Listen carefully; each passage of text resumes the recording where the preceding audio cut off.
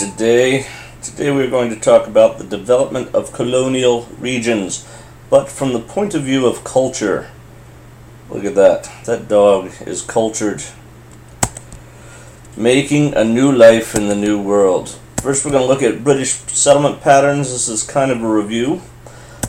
You have New England, the Middle Colonies, and the South, three distinct regions. Government methods in each of these locations. First one, New England, had town meetings taking the form of Athenian direct democracy. All that means is that everyone in town got to vote on just about everything. The Middle Colonies had democratic principles as well, reflecting the basic rights of Englishmen. This was very important when it came to property rights. And in the South, they maintained strong ties with Britain. The planters played a leading role in the colonial legislatures. What that means is the rich people in the South acted like the lords in England. New England, look how pretty that is. Isn't that pretty? That's pretty. Alright. Who lived in New England? You know. It was the Puritans. And this is a Puritan woman. We also call the Puritans pilgrims oftentimes. Not to be confused, though, with this, which is a Puritan dog. Do not confuse them, or you might insult the dog. The New England social structure. Look at that. Giles Gorey, pressed to death, 1692. It's pretty messed up. It was based on religious standing, so the more religious you were, the higher your standing. The Puritans grew increasingly intolerant of dissenters who challenged their belief in the connection between religion and government. This is a bit ironic, considering they left England because they were tired of people telling them how to do their religion. This was, of course, the site of the famous Salem witch trials. Now, I don't know if we're being entirely fair to the Puritans, because if they disagreed with you, they just threw you out. But if they thought you were in league with Satan and were killing their children, they hung you. I think we have similar laws today, we just don't, blame witchcraft. Something to think about. And there he is again, and here's another one.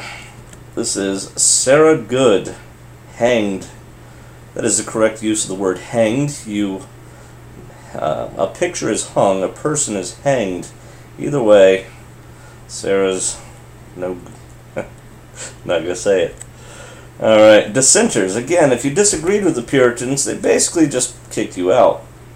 Rhode Island, which is neither a road nor an island, was founded by dissenters who were running away from the Puritans. Probably the most famous is a lady named Anne Hutchinson.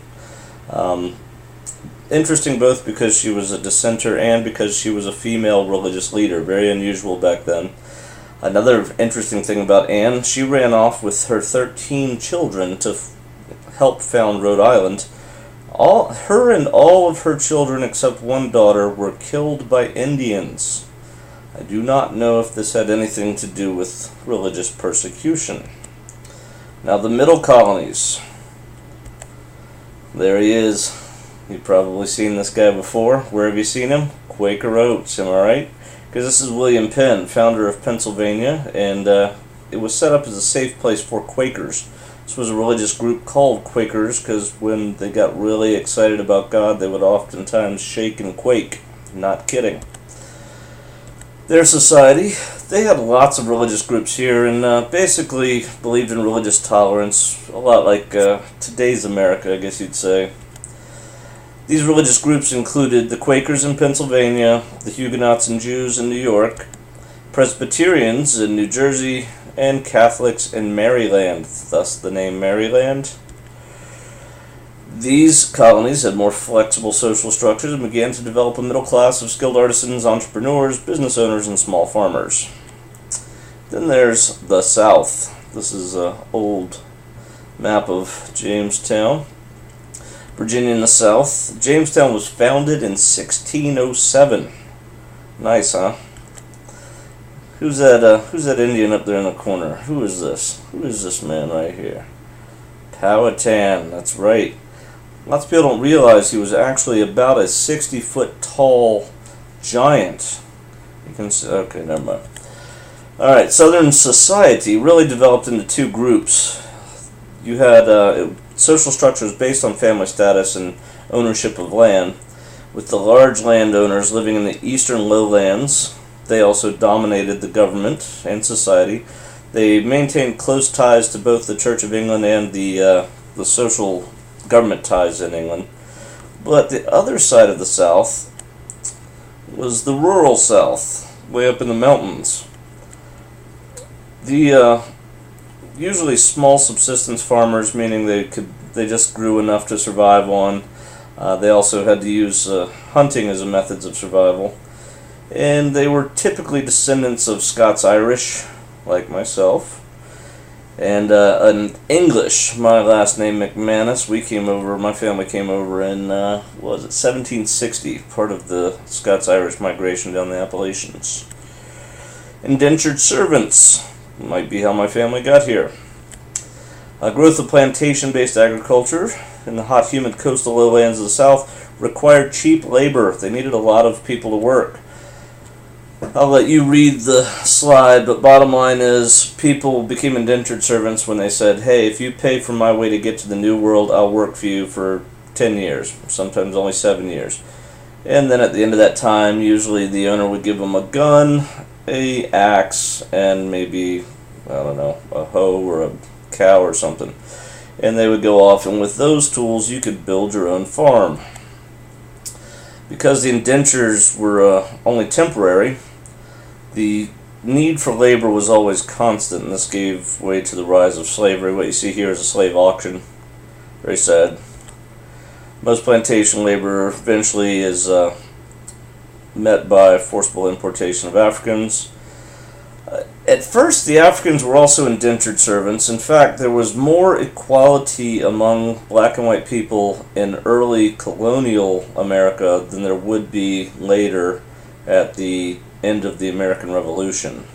That's a complex story, and we'll probably talk about it later. But at first, there were a lot of indentured Africans who, once their indenture was over, went off and established their own farms.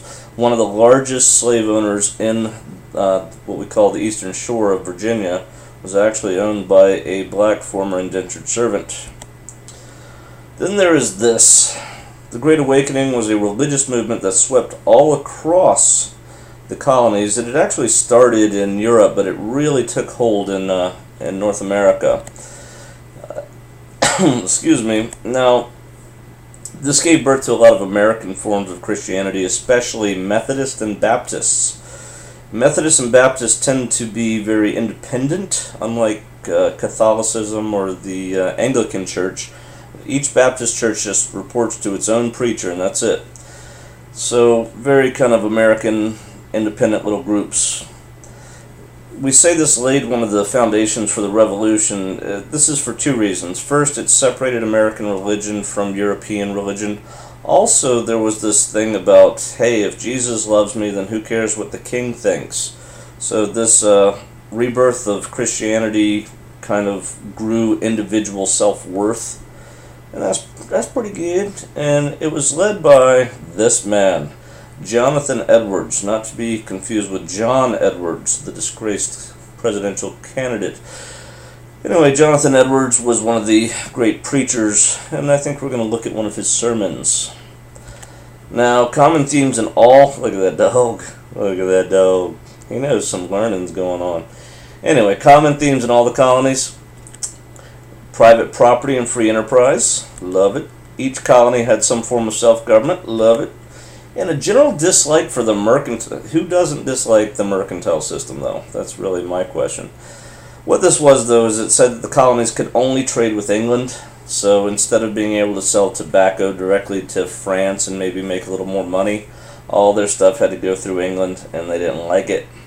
Finally, a belief in rights as English citizens. This is like private property, the ability to have a voice in your government, the right to protest, stuff like that. We'll talk about that more, too. And all of this has been brought to you by your sponsor.